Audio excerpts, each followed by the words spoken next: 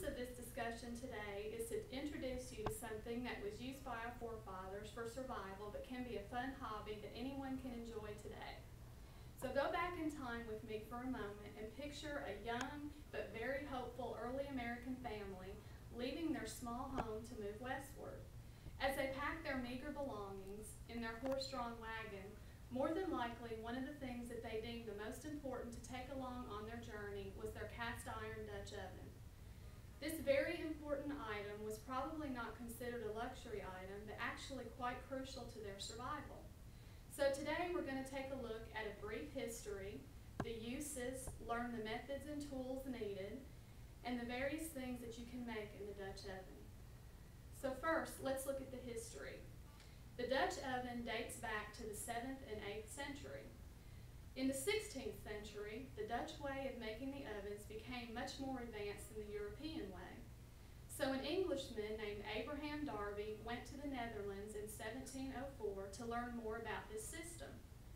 4 years later, he patented the Dutch system and it became widely used in England. It is believed that the Dutch oven name came from this system, or possibly from the Dutch people that moved to the New World and sold these ovens from their wagons.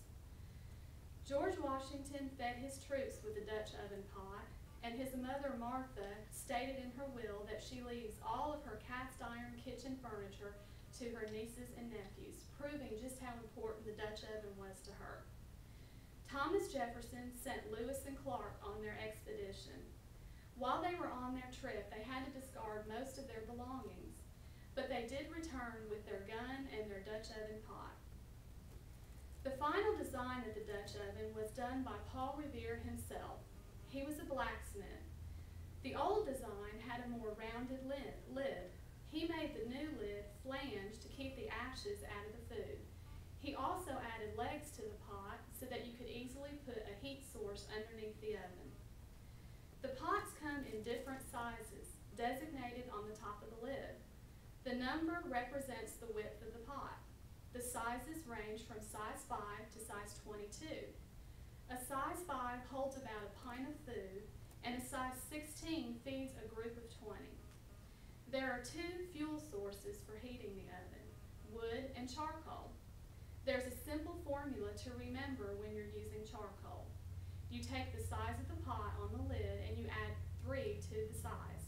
That's how many charcoal briquettes you're going to put on the top of the pot.